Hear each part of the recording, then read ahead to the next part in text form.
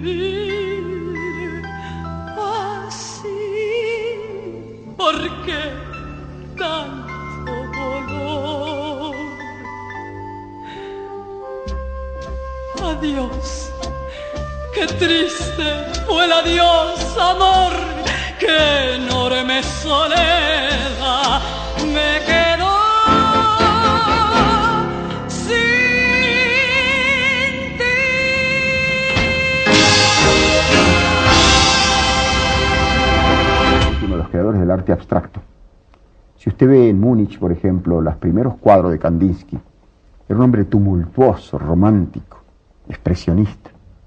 Y él llega al arte abstracto y geométrico por una necesidad inexorable de su espíritu, una búsqueda de lo que él no tenía. Todos buscamos lo que no tenemos. Fíjese la filosofía platónica, yo mencioné antes a Platón. El pueblo griego era un pueblo carnal, apasionado. Se parecía mucho a nosotros latinos, a los argentinos y a los españoles, discutidor de café además. No había café, pero estaba la plaza. Sócrates era un filósofo de café, en el más alto sentido de la palabra. Venía y discutía, a ver, ¿qué piensas tú de lo que es la valentía? El chico empezaba a decir algo, no, por esto y por esto. Esos son los diálogos platónicos. Pues Sócrates, que era un hombre carnal, según dijo un extranjero que llegó a Atenas, todos los vicios se reflejaban en su rostro. Sócrates inventa una filosofía que recomienda desconfiar del cuerpo, y es natural, puesto que él era un hombre eminentemente carnal. una raza de seres platónicos no hubiera descubierto, no hubiera inventado el platonismo. ¿Para qué se lo tenía? Que los griegos inventaran el platonismo se comprende. Por eso mismo creo que espíritus románticos o tumultuosos buscan la matemática, muy a menudo. Así que no es a pesar de, sino justamente por, como decía Proust, que muchos, aunque son porqués desconocidos. Por eso yo ingresé en las matemáticas. Y así resulta que efectivamente llega a ser físico, se doctora en ciencias físicas y matemáticas. Mientras tanto han ocurrido otras cosas, se ha ido interesando, como es lógico, por los problemas de los estudiantes, se ha ido afiliando o por lo menos adhiriendo a cierto tipo de actitudes propias de los jóvenes anarquistas de la época. Al cabo de un año de estas primeras escaramuzas políticas, usted se inscribe en el Partido Comunista, representando a su partido. Asiste usted en el año 34, me parece, a un famoso congreso contra el fascismo y contra... ¿Qué más era? El eslogan. Varias cosas. Había un eslogan muy largo. Pero ese congreso parece que actúa en cierto modo como un revulsivo que le hace a usted cambiar de opinión sobre la marcha. Sí, yo estuve varios años en el movimiento revolucionario. Empecé con los anarquistas, con los cuales yo siempre he mantenido afinidad, porque yo soy un temperamento anárquico, ¿no?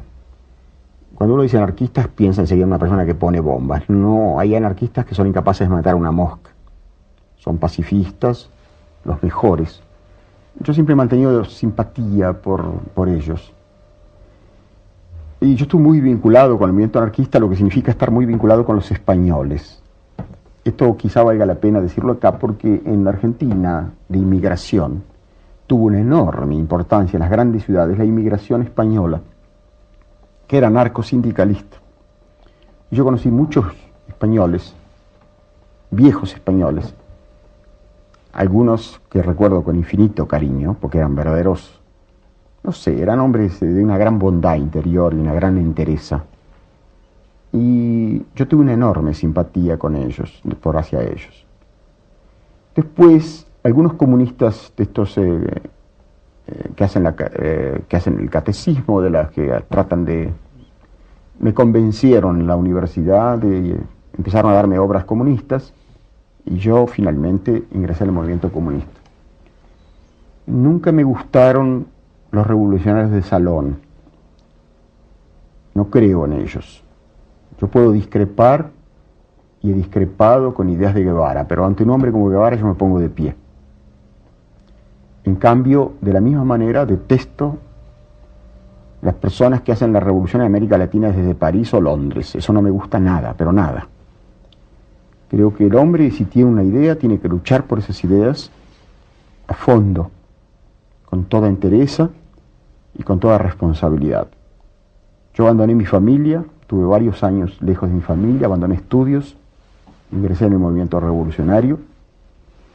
Hice una experiencia muy dura, tal vez la experiencia más dura de mi vida. He pasado por momentos muy difíciles de vida y muerte. Estuve enfermo, muy mal. Fui secretario de la Juventud Comunista Argentina. Estuve en muchos países. Y de haber estado en el año 36 todavía en el movimiento comunista, habría estado, como otros ex compañeros míos, en la Guerra Civil Española. Con eso le digo todo. Ahora, ¿por qué en el 34 yo abandoné el movimiento? Yo estaba ya en crisis. Yo leía Marx al mismo tiempo que trabajaba en el movimiento. No fue un problema de sala de lecturas. Yo leí las obras de Marx, todas. Las de Engels, por supuesto. Y de muchos exégetas del comunismo. Pienso que Marx ha sido un gran pensador, sin duda alguna. Pero me fui alejando de su filosofía ya en esos años, en los últimos años, tenía graves dudas. Pero mi alejamiento se debió sobre todo a Stalin y a los crímenes del stalinismo. Cuando yo estuve en Bruselas, yo ya venía muy mal espiritualmente. Yo tenía que ir a Rusia, a quedarme 2 años en las escuelas leninistas. Y yo tuve una discusión una noche, yo dormía en el mismo cuarto en Bruselas del que era secretario de la Juventud Comunista Francesa, cuyo nombre verdadero no recuerdo, pues él se hacía llamar Guyot. Tuvimos una discusión muy violenta sobre los problemas de Stalin. Empezaban los procesos de Moscú. Dicho ese paso, este muchacho, a quien recuerdo con afecto, desde luego, lo torturaron más tarde los nazis y lo mataron cuando la ocupación alemana.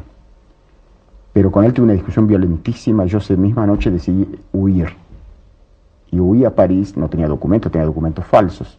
Y pasé unos meses muy terribles en París por primera vez en mi vida. Tuve que dormir en plazas públicas y en fin, pasarla muy mal. Así que la experiencia mía comunista fue grave, ¿no? Fue muy dura. Los procesos de Moscú fueron para mí decisivos y me revelaron de pronto lo que era el socialismo totalitario. Por eso, desde aquella época, hace 40 años, es una enormidad, cada vez más me he ido afirmando en la idea de un socialismo con libertad. Yo no quiero justicia social sin libertad. Tampoco quiero libertad sin justicia social, porque es una pseudo libertad. Esta fórmula es muy simple. Puede parecer una utopía, tal vez. Pero cuando los realistas se caracterizan en nuestro tiempo por destruir todo género de realidades, la naturaleza, al hombre, a su conciencia, volvamos a replantear las viejas utopías de los grandes filósofos del siglo pasado, no solamente anarquistas, grandes filósofos religiosos en el pasado, como Santo Tomás, en el presente, como Mounier, como Buber, que plantean la posibilidad de una comunidad socialista a la escala humana, una especie de comunitarismo. En eso creo. Por eso soy enemigo de toda violencia y creo que mediante la dictadura, aunque sean con los fines más nobles, no vamos a acceder a una nueva sociedad. Y Rusia ha sido el mejor ejemplo.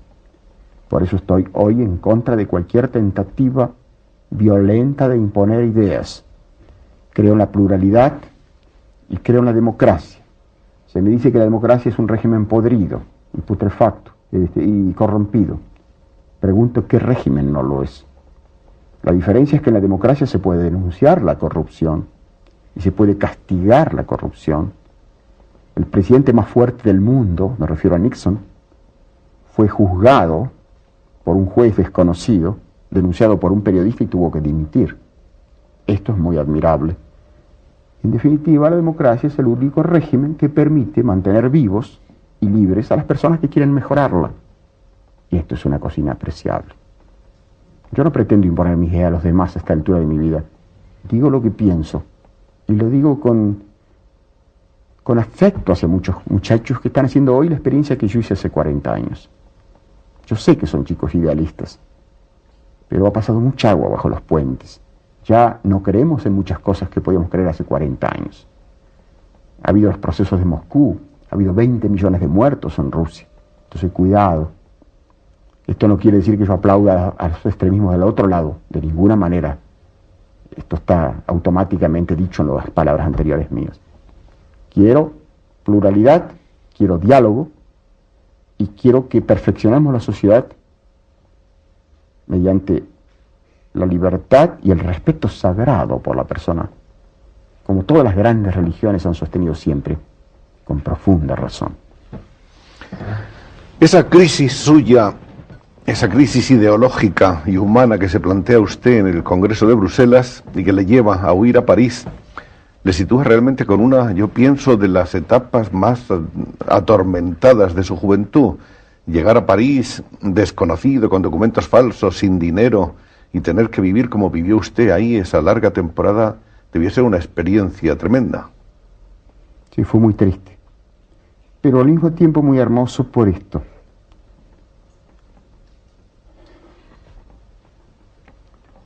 ¿Encontró usted gentes, amigos que le ayudaron, que le protegieron?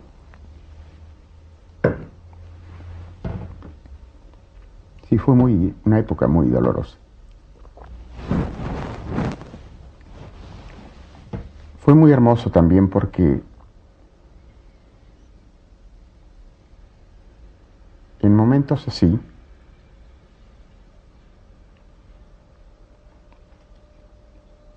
he encontrado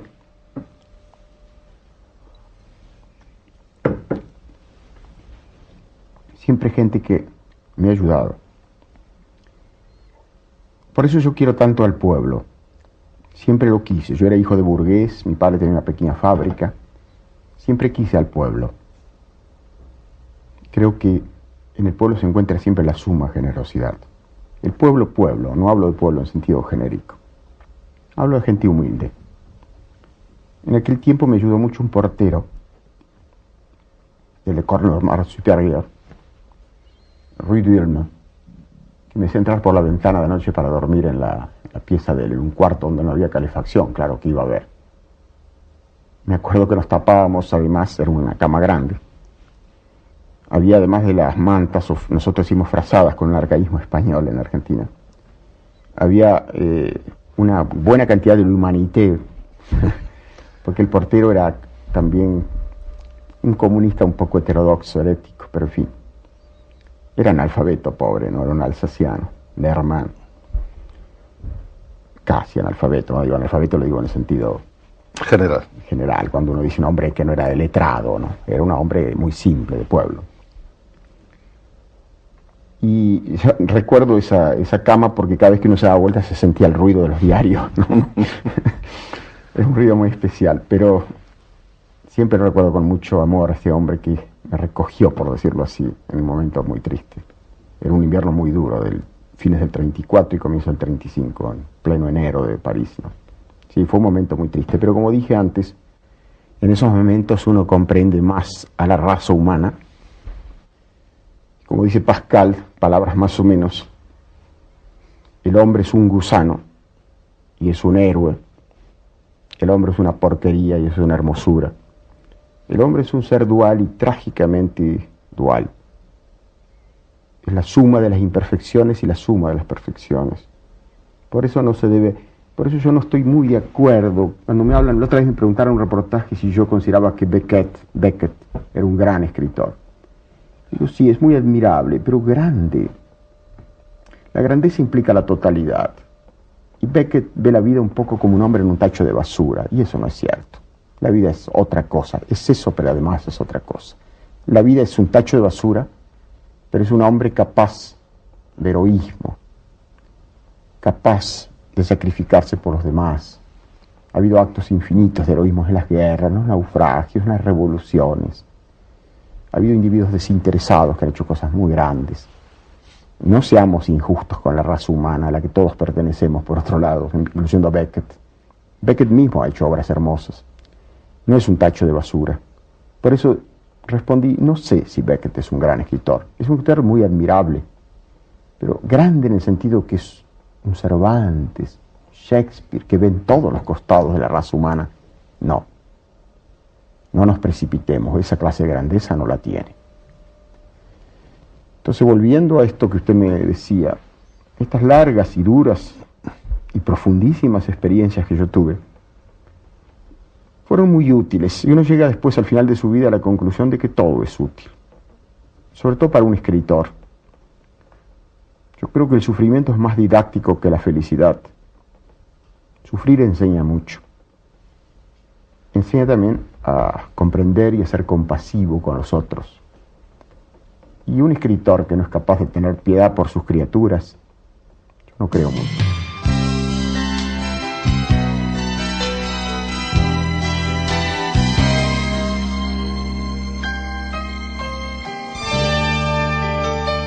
¿Aún recuerdas cuando él te dijo que te quería y en tu piel se encendió un sol, ese que no conocías?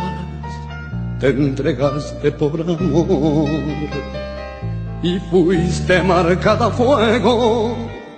La pasión unió a los dos y tan solo un cuerpo fueron. Pero un día el sexto mes te pidió que lo esperaras, que volvería por ti, que hacia otros puertos marchaba. Tu sonrisa se apagó y en tus ojos cayó un velo que dejaste por no ver, que tu amor alzaba vuelo. así fue tu amor, pues ni el tiempo lo ha borrado. A fuego y piel esperas aún a quien nunca regresa.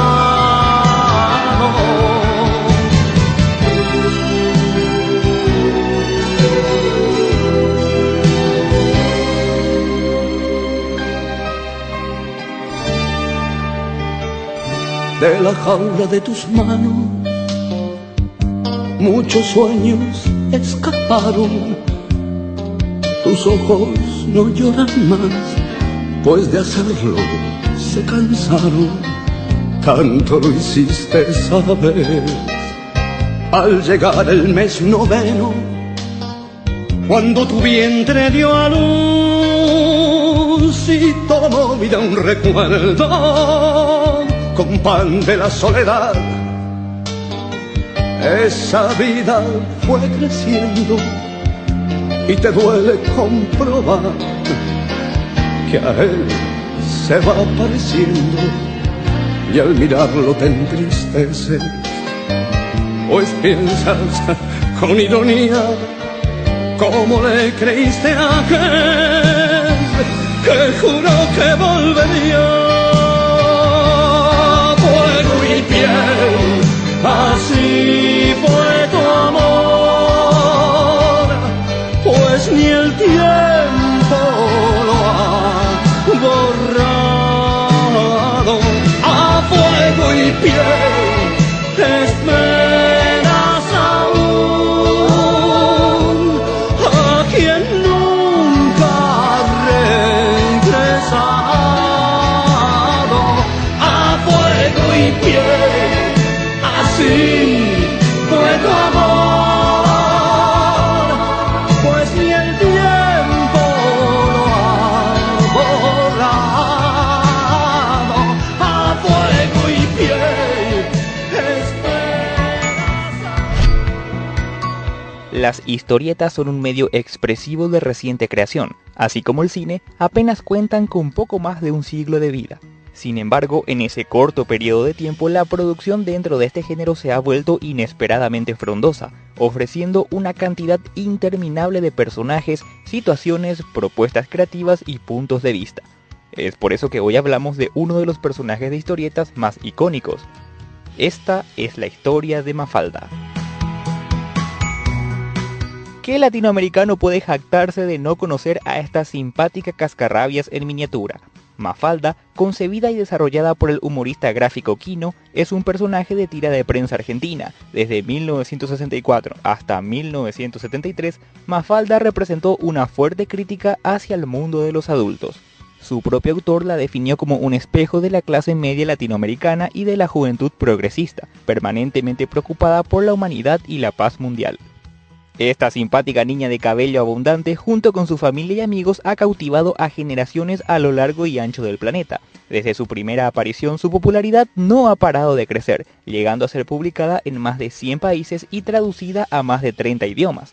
Actualmente sigue siendo un símbolo de los ideales por un mundo mejor y no podemos negar que se ha convertido en una obra maestra de la historieta. Para conocer su historia debemos remontarnos a los orígenes de su creador. Joaquín Salvador Lavado nació en la ciudad de Mendoza, Argentina. Desde pequeño fue nombrado Quino para distinguirlo de su tío, también de nombre Joaquín, y de allí tomaría el seudónimo que emplearía a lo largo de toda su carrera artística. Pues bien, como dijimos, Quino tenía un tío el cual era un apreciado pintor y diseñador gráfico, y fue él quien despertó su vocación de dibujante, por lo que en 1945, con 13 años de edad, se matriculó en la Escuela de Bellas Artes de Mendoza, recinto que abandonaría en 1949 con el sueño de convertirse en dibujante y humorista. Finalmente, a la edad de 18 años y tras haber completado el servicio militar, Quino se trasladó a Buenos Aires dispuesto a lograr sus objetivos. Por ese tiempo se instalaría en la capital porteña en condiciones paupérrimas, dispuesto a encontrar un editor que quisiera publicar sus dibujos. Pasarían 3 años antes de ver publicada su primera página. Fue desde ese 1954 que empezaría una longeva carrera publicando sus dibujos caracterizados por un recalcitrante sentido del humor, que tras la risa escondían siempre una profunda reflexión filosófica. Si hacemos un repaso de esta parte de la vida del autor es para recordar que su obra no se limita únicamente a Mafalda. En un siglo de tantos contrastes y temblores como lo fue el siglo XX, los años 60 serían clave en la historia de la pequeña contestataria. En 1962, Miguel Brasco presenta a Quino a la Agence Publicidad, con el fin de crear una serie de historietas para promocionar la marca de electrodomésticos Mansfield. En estas tiras debían aparecer algunos de los productos de esta marca y los nombres de algunos de los personajes debían comenzar con la letra M. Por eso, Quino decidió llamar Mafalda a su personaje. El origen del nombre se debe a una película argentina llamada Dar la Cara, donde aparece una beba llamada Mafalda y Quino adoptó el nombre ya que le pareció alegre. Quino creó una serie de tiras protagonizadas por una familia clase media compuesta por un matrimonio y 2 hijos. Aquí ya aparecía Mafalda pero con un diseño arcaico. La idea era que esta tira funcionaría como publicidad encubierta al aparecer en los medios impresos. La propuesta fue presentada al diario Clarín, pero por desgracia la estrategia publicitaria fue descubierta y la campaña no se llevó a cabo. No obstante, Quino conservó estos personajes y algunas de sus tiras sin saber que le serían útiles un tiempo más tarde. En 1964, Quino acuerda con el director de la revista Primera Plana publicar a Mafalda en ese medio. Mafalda entonces, lejos ya de cualquier propósito publicitario, se vuelve irreverente y presenta la clásica personalidad que le haría famosa. El 29 de septiembre de 1964 se publicó oficialmente la primera tira de Mafalda y la misma aparecería en la revista 2 veces por semana. Estas primeras tiras eran protagonizadas por Mafalda y su padre. Posteriormente, el 6 de octubre de 1964, aparece por primera vez la madre de Mafalda. La mecánica en estas primeras tiras era bastante simple. Mafalda se planteaba un cuestionamiento, entraba en debate con sus padres y al final ella hacía su comentario. Pronto este recurso empezó a agotarse y Quino tuvo que empezar a introducir a otros personajes. De esa forma, Felipe, primer amigo de Mafalda, aparece el 19 de enero de 1965, pero la estadía de Mafalda en Primera Plana sería breve, ya que su última tira en ese medio se publicaría el 9 de marzo de 1965, y luego de esa fecha, Quino abandona la revista por diferencias creativas. Gracias nuevamente a la ayuda de su amigo Miguel Brasco, Quino consigue que Mafalda sea aceptada en el diario El Mundo desde el 15 de marzo de 1965. El Mundo era uno de los periódicos de mayor circulación en la Argentina por esos años, y a partir de aquí empezaría el imparable éxito del personaje, llegando incluso a cruzar las fronteras para conquistar América del Sur primero, y luego Europa, ganándose una fuerte presencia en la cultura popular. A través de Mafalda y sus amigos, Quino reflexionaba con humor crítico e inteligente sobre la política, la economía y la sociedad en general. Según sus propias palabras, Mafalda es resultado de una contradicción. A uno, de chico, le enseñan una cantidad de cosas que no deben hacerse, porque están mal. Pero resulta que uno abre los diarios y se encuentra con que los adultos perpetran esas cosas prohibidas a través de masacres, guerras, etc. Ahí se produce el conflicto. ¿Por qué los adultos no hacen lo que dicen? El mundo fue y será una porquería, ya lo sé. Por esos años la Argentina se encontraba bajo el gobierno de Arturo Illia. Se fortalecía el movimiento tercermundista. The Beatles arrasaban en los rankings musicales. El movimiento hippie estaba en su apogeo. Se ensanchaba la lista de países al bloqueo estadounidense contra Cuba. Se daba a conocer la versión oficial sobre el asesinato del presidente Kennedy. Martin Luther King era condecorado con el Premio Nobel de la Paz y Jean-Paul Sartre rechazaba el suyo de literatura. De hecho, a lo largo de esta historia se producen cambios culturales y sociales tremendos en el mundo. La guerra de Vietnam, la carrera espacial, el clamor por los derechos humanos, dictaduras en América Latina y muchas cosas más que serían blancos de las reflexiones de la pequeña Mafalda. Es más, en sus episodios la vemos en las más inusuales situaciones. Interactuar con la radio y la televisión, tratar al mundo como si fuera un convaleciente, opinar sobre el plano internacional, desenvolverse en ambientes surrealistas durante la noche. entre otros no menos importantes, teniendo además que cumplir con las responsabilidades propias de la niñez, como ir a la escuela, compartir con sus amigos y evadir los platos de sopa a la hora del almuerzo o la cena. Esto último como un símbolo del costo de vida, ya que hacer sopa es relativamente barato. De esta manera, cada personaje es un arquetipo. Mafalda, protagonista de la serie, representa la aspiración idealista y utópica de hacer de este un mundo mejor, aunque a menudo se muestra pesimista debido a las circunstancias sociopolíticas que aquejan permanentemente a nuestro planeta. Los comentarios y ocurrencias de Mafalda son espejo de las inquietudes sociales y políticas de los años 60. Denuncia la maldad y la incompetencia de la humanidad. Amante de los Beatles, el pájaro loco y los panqueques, detesta en cambio la sopa y a James Bond. Incomoda frecuentemente a los adultos con sus cuestionamientos sobre lo socialmente establecido. Sueña con estudiar idiomas y trabajar como intérprete en las Naciones Unidas para contribuir a la paz mundial. Felipe, amigo de Mafalda y mi personaje favorito de la tira. Es un año mayor que ella y posee una personalidad más simple e ingenua. Perezoso, soñador, tímido y despistado. Vive agobiado por sus tareas escolares y tiende a angustiarse con sus propias reflexiones. Le gusta leer las revistas del llanero solitario, escuchar a los Beatles y jugar al ajedrez. Demuestra un interés amoroso por una niña llamada Muriel, quien no parece percatarse de su existencia. Vive en el mismo edificio que Mafalda y su familia. Manolito, hijo del dueño del almacén Don Manolo, representa las ideas del capitalismo y el conservadurismo, además de constituir una caricatura del inmigrante gallego. Es tosco, ambicioso y materialista, pero no es una mala persona. Además de acudir a la escuela, ayuda a la venta y distribución de mercancías en el almacén de su padre. A diferencia del resto de los personajes, a Manolito le gusta la sopa y desprecia a los Beatles y a las tendencias juveniles de los años 60. Posee un gran oportunismo comercial en detrimento a su fantasía e imaginación. Su sueño es convertirse en un importante ejecutivo dueño de una cadena de supermercados. Susanita, parlanchina, malintencionada y chismosa, puede llegar a ser agobiante para el resto del grupo aunque ella no lo percibe. Es racista, despectiva con los pobres, admiradora de la oligarquía y más preocupada por la imagen y la moda que el resto de sus amigos. Sus pasatiempos favoritos son jugar con Mafalda a representar situaciones sociales propias de los mayores, así como discutir con Manolito, a quien desprecia por rústico e ignorante. Es enamoradiza y muestra interés romántico por Felipe, quien no le corresponde. Es también egoísta y rencorosa, pero valora la gran amistad que le une a Mafalda. Su máxima aspiración es casarse, ser una madre de clase social acomodada y tener muchos hijos, asumiendo el rol tradicionalmente asociado a la mujer, por lo que contrasta fuertemente con los ideales de Mafalda. De esta manera, Susanita y Manolito son los únicos personajes que realmente saben lo que quieren de la vida. Miguelito, un año menor que Mafalda, es un soñador como Felipe, pero mucho más egoísta y agresivo.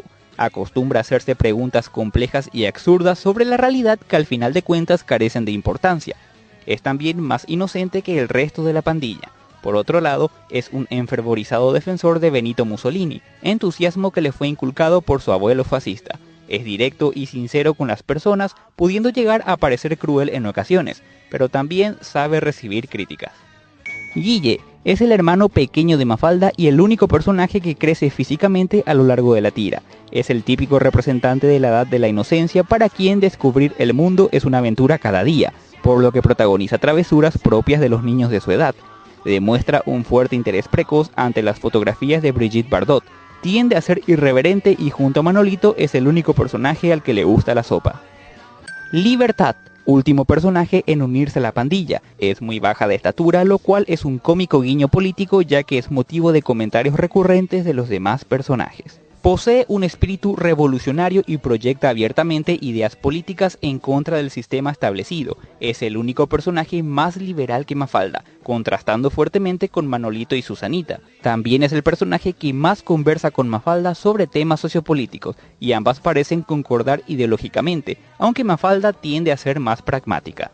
Libertad aspira a que el pueblo tome conciencia de la situación de su país, se levante en una revolución social y cambie las estructuras de la nación. Dice gustar de la gente simple, pero paradójicamente su retórica se vuelve muy confusa cuando habla de ella. Pues bien, como dijimos, la llegada de Mafalda al mundo significó su salto a la fama. Durante su estadía en este medio aparecieron Manolito el 29 de marzo de 1965, Susanita el 6 de junio de 1965 y Miguelito en febrero de 1966.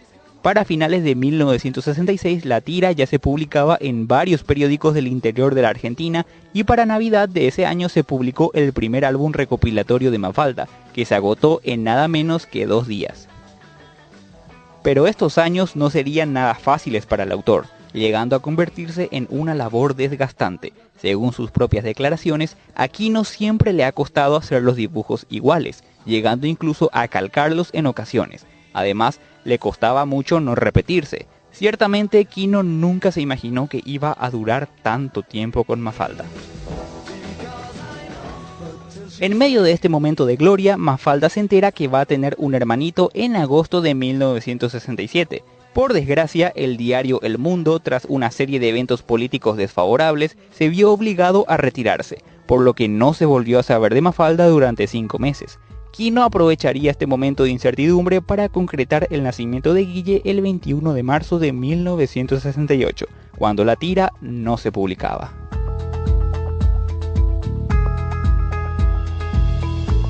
Finalmente, Mafalda vuelve a publicarse el 2 de junio de 1968 en el semanario 7 días, a razón de 4 tiras por semana, con el hermanito de Mafalda ya nacido.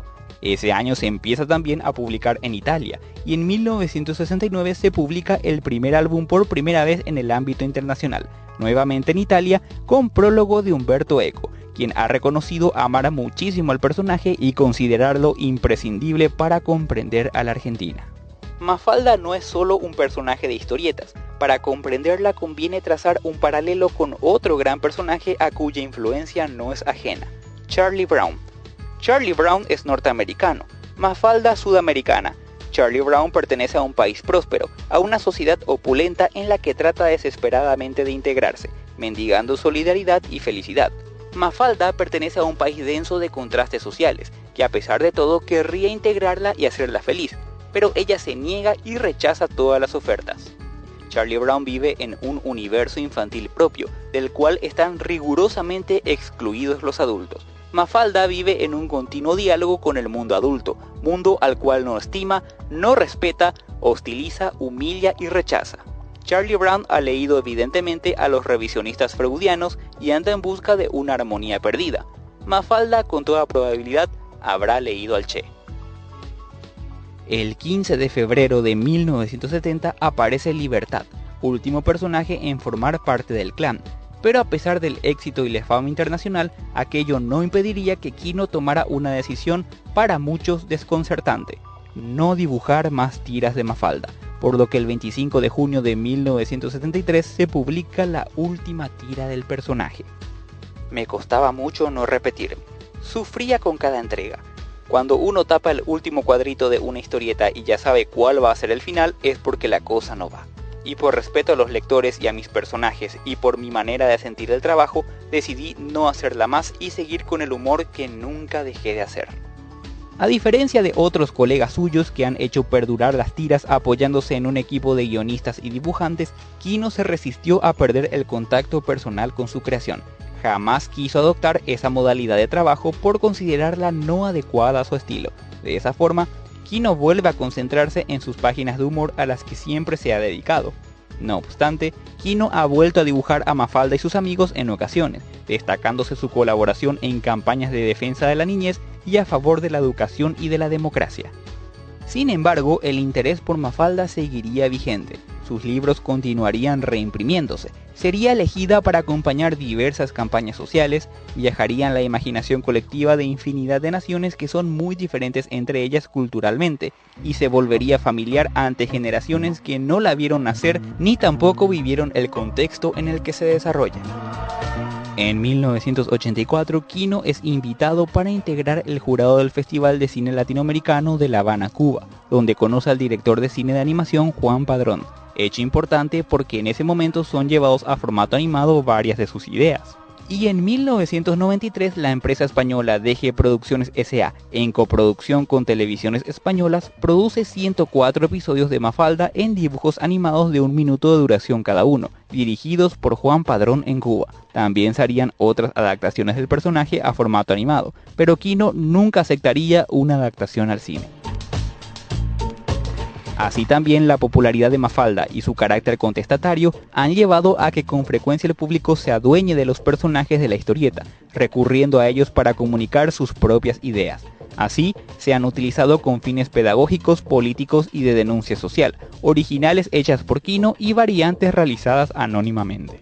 Actualmente en Buenos Aires existen varios lugares y monumentos dedicados al personaje. En 2014, Mafalda cumplió 50 años de existencia y aún hoy sigue manteniendo la misma dosis de genialidad y actualidad. Desde su concepción hasta hoy, ha escalado a convertirse en todo un registro de la clase media argentina de los años 60 y de los episodios que resaltaban en el escenario mundial del momento. También se transformó en un estandarte de la lucha por la igualdad social, cuando la liberación femenina o el rechazo al racismo aún estaban dando sus primeros pasos. Mafalda es como un tango, violenta, enérgica en ocasiones y también relajada, infantil, melancólica. Su casi infinita capacidad para cuestionar problemas anteriores, contemporáneos y posteriores a ella es verdaderamente admirable. De ser una crítica a la sociedad argentina de su tiempo, se ha convertido en todo un símbolo a nivel mundial. Sin duda, un personaje cuyos mensajes valen la pena escucharlos, quizás para un día poder decir como dijo Julio Cortázar: no tiene importancia lo que yo piense de Mafalda, lo importante es lo que Mafalda piensa de mí. Y eso ha sido todo por hoy, espero que les haya gustado, así que por favor no se vayan sin dejar su like, comentar y compartir este video con sus amigos fanáticos de Mafalda. Recuerden además activar la campanita de notificaciones si no quieren perderse ninguno de mis videos. Desde ya, gracias por estar aquí y espero verlos de vuelta próximamente. Un fuerte abrazo, que estén bien.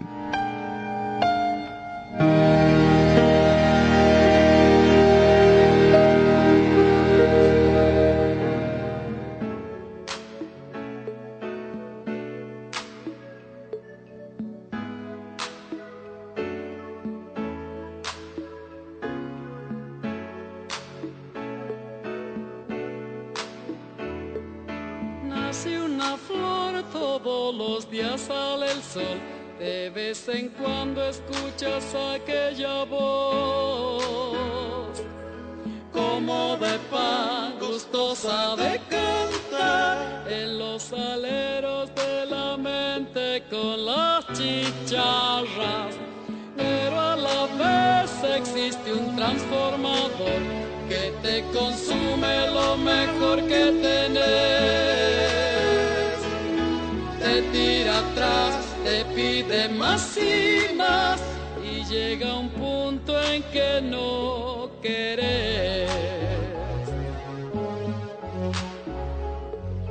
Mamá, la libertad siempre la llevarás dentro del corazón. Te pueden corromper, te puedes olvidar, pero ella siempre está.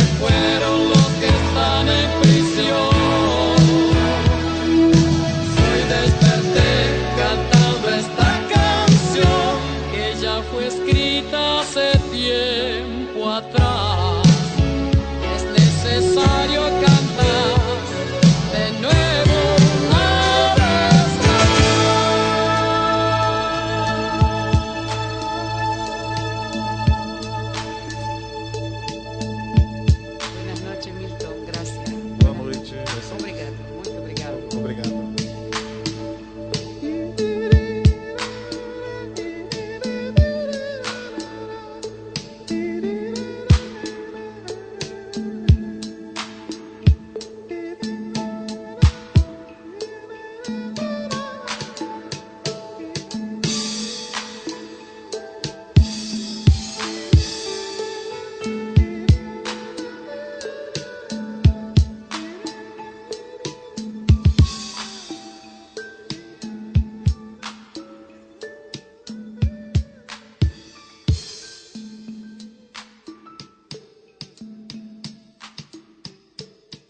El saquito roto, de Paul Divir. Es muy viejito mi libro. Se llamaba María Isabel, pero le decían Nacha. No sabía por qué, y tampoco le importaba. Tampoco le importaba que los chicos del caserío le gritaran Nacha, cucaracha, o que el almacenero le pidiera la plata antes de entregarle la botella de vino. Lo único que verdaderamente le importaba era salir de la casilla de madera y chapa, tan oscura, tan húmeda, con esa ventanita demasiado alto que le impedía mirar hacia afuera. Salir de la casilla y buscar piedras redondas y flores amarillas en el Yuyal, junto a las vías del ferrocarril. Allí estaba enterrado Panchito, el caracol. «Sacá esa inmundicia de acá», le había gritado su abuela, cuando ella lo puso sobre la mesa y su padre, de un manotazo, lo dejó triturado. Tan lindo que era, con sus cuernitos mojados y su casa lisa, como una cascarita de huevo. Casi todos los días Nacha le ponía flores silvestres sobre una diminuta tumba marcada con una madera. Después se iba a mirar cómo trabajaban los hombres que construían el puente que uniría Juan B. Justo para eliminar las barreras. Los hombres tenían cascos amarillos, brazos musculosos, almorzaban asado y muchos mediodías le daban un trozo de carne en un trozo de pan. «Tomá, para que se te terminen de crecer los dientes y no parezcas una viejita desdentada», bromeaban. Y Nacha se reía, se encogía de los hombritos flacos y se reía y se reía. Como garuaba, se puso el saquito roto. No fuera a ser que se le arruinara el pullover que le dio la visitadora social. Siempre le había quedado grande, y aunque hacía varios años que lo tenía, todavía le llegaba hasta el borde de la pollera. Un saquito gris, con agujeros en los codos y manchas que no salían a pesar de los fregados y fregados de su abuela. Se limpió los mocos con la manga y salió, escabulléndose de la abuela, que mateaba con los ojos distraídos, perseguía un sueño, o quizás nada. En los charcos formados durante la noche se mojó las zapatillas. Sintió un escalofrío por todo el cuerpo, el mismo escalofrío que la sacudía cuando regresaba de su vagabundeo, y estaba su madre esperándola con los brazos en jarra y con los ojos furiosos, mocosa, callejera, en vez de quedarse a ayudar a su abuela. Y mírese la pinta roñosa, me mato trabajando para que usted sea gente y lo único que sabe es escaparse. En 5 casas lavé y planché hoy, en 5 casas, para que el vago de su padre se lo tome todo en tinto y la vaga de mi hija ande por ahí como un perro perdido. Yo, a los 7 años, prendía el fuego, cocinaba, bombeaba el agua, limpiaba la casa y cuidaba a mis hermanos más chicos. Y ahí nomás le llovían los golpes en las mejillas, en la cabeza, en el traste. Hasta que me canse y me mande a mudar. Porquerías todos. La abuela se la sacaba de las manos. Basta, te ensañás con la chica. Es que estoy tan cansada, esta vaga. Es igualita que su padre. Tené paciencia, la Nacha no es mala. Hace cosas de chicos. El Juan no tiene suerte. Ya va a encontrar algún trabajo en firme. Yo te entiendo, claro que te entiendo. Si no tuviera las piernas enfermas, te ayudaría. Pero, ¿qué se le va a hacer? Nacha se paró junto a las vías. Los trenes pasaban despacito por la cuestión del puente y a veces se quedaban parados un rato allí y ella miraba las caras de la gente a través de los vidrios de la ventana. Casi nadie reparaba su presencia. Pero esa mañana sí. Una señorita muy linda se asomó, le hizo señas y le tendió un billete. «Tomá, para que te compres unos caramelos». Un hombre de corbata un poco más tarde le alcanzó unas monedas. Nacha se puso a caminar a lo largo del vagón y muchos otros le dieron dinero. Era la primera vez que le ocurría. ¡Qué buena gente!, pensó.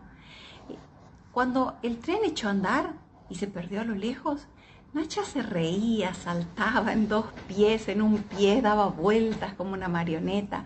Apretó las monedas y los billetes en sus manitos amoratadas del frío y corrió hasta la casilla. «Mirá, abuela, me lo dieron en el tren, mirá». Y seguía riendo, mojada, desdentada, mientras se quitaba las zapatillas y la abuela contaba el tesoro. «Nacha, qué bien». «Nacha, ¿vos pediste?» No, yo miré nomás». «Vení para acá, déjame ver. Pero claro, si es ese saquito que está roto. Desde mañana te lo vas a poner todos los días y te vas a quedar junto a las vías, esperando que pare algún tren. Míralos bien a los de adentro, Nacha, ¿sabes? Y si no sueltan nada, vos estirá tu manito para que se den cuenta. ¿Me entendiste? Así tu madre se pone contenta y no dice más que todos somos una carga. Así tu madre se pone contenta y no te pega más, ni piensa en irse y en dejarnos solos. ¿Me entendiste, Nacha?» Nacha no tiene tiempo de juntar flores amarillas para la tumba de Panchito. Tampoco tiene tiempo de hacer los deberes que le dan en la escuela. La visitadora social le dijo que si no la mandan a la escuela pueden ir presos. Ni bien se quita el guardapolvo, dudosamente blanco, la abuela le pone el saquito roto y la manda a las vías a esperar a los trenes que paran. Hasta que anochece, Nacha se queda allí, estirando la mano, poniéndose en puntitas de pie para golpear con los nudillos los vidrios bajos de las ventanillas y avisarle a la gente que ella está ahí. Se aburre, se cansa mucho y le duelen las piernitas flacas. «Hay que aprovechar ahora porque pronto van a terminar el puente y ya no van a parar más los trenes», dijo su padre. Nacha sueña de noche con trenes veloces que la persiguen, con trenes larguísimos que pasan junto a ella sin detenerse, y se despierta con la frente mojada de sudor. Pero lo peor de eso, lo peor es que su madre ya no se pone contenta con lo que le lleva. Le parece poco, le grita igual que antes, le pega igual que antes, y no quiere que se saque de encima ese saquito roto por cuyos agujeros Enciéndanse las nuevas luces del viejo Varieté, puede volver el bailarín que imitaba a Fred Astaire. Hoy como ayer necesitamos olvido y el placer de ver a los artistas, esos ilusionistas que hacen el mundo desaparecer. Prepárense, frac trajinado y harapos de lamer, siempre es igual.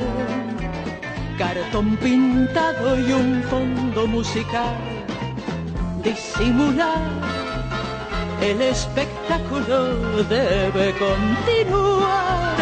La concurrencia espera sonrisas por afuera y por adentro ganas de llorar. Pasaron guerras y revoluciones, perdimos unas cuantas ilusiones, no la del cuento extraordinario que alguien repite desde un escenario. Tuvimos padres que nos castigaron, tuvimos hijos que nos criticaron, somos idénticos delante. La feria mágica de los cantantes, el Music Hall, es Judy Garland eterna como el sol, o el nadie aquel que espera un día cantar como Gardel una canción La moda cambia, no la fascinación. Alcen a los artistas mientras el mundo exista. No se suspende la función.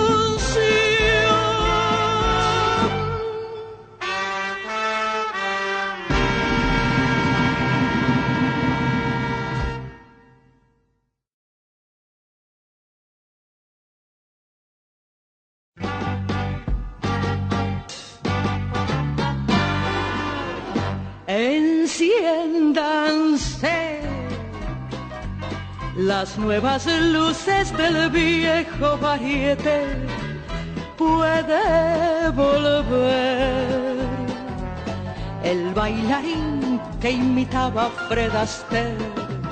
Hoy como ayer necesitamos olvido y el placer de ver a los artistas, esos ilusionistas que hacen el mundo desaparecer. Prepárense, frac trajinado y harapos de lamer, siempre es igual. Cartón pintado y un fondo musical, disimular el espectáculo debe continuar. La concurrencia espera sonrisas por afuera y por adentro ganas de llorar.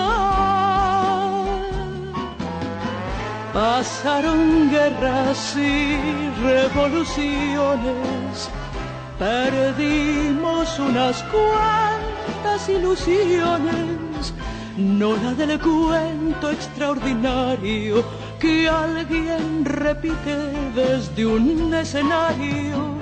Tuvimos padres que nos castigaron, tuvimos hijos que nos criticaron, somos idénticos delante.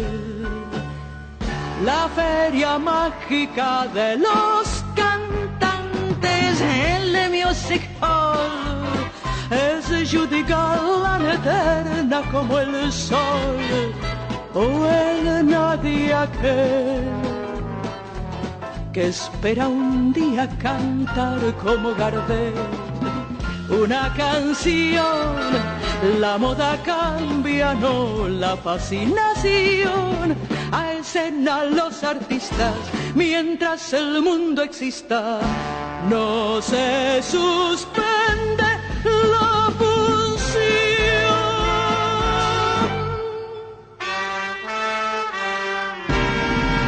Cuento de Jorge Luis Borges, Emma Suns. El 14 de enero de 1922, Emma Suns, al volver de la fábrica de tejidos Tarbuch y Lowenthal, halló en el fondo del zaguán una carta, fechada en el Brasil, por la que supo que su padre había muerto. La engañaron, a primera vista el sello y el sobre, luego la inquietó la letra desconocida. 9 o 10 líneas borroneadas querían colmar la hoja. Emma leyó que el señor Mayer había ingerido por error una fuerte dosis de Veronal y había fallecido el 3 del corriente en el hospital de Bajé. Un compañero de pensión de su padre firmaba la noticia, un tal Fein o Fine de Río Grande, que no podía saber que se dirigía a la hija del muerto. Emma dejó caer el papel. Su primera impresión fue de malestar en el vientre y en las rodillas. Luego, de ciega culpa, de irrealidad, de frío, de temor, quiso ya estar en el día siguiente. Acto continuo, comprendió que esa voluntad era inútil, porque la muerte de su padre era lo único que había sucedido en el mundo y seguiría sucediendo sin fin. Recogió el papel y se fue a su cuarto. Furtivamente lo guardó en un cajón, como si de algún modo ya conociera los hechos ulteriores. Ya había empezado a vislumbrarlos tal vez, ya que ya era la que sería. En la creciente oscuridad, Emma lloró hasta el fin de aquel día el suicidio de Emanuel Mayer, que en los antiguos días felices fue Emanuel Suns.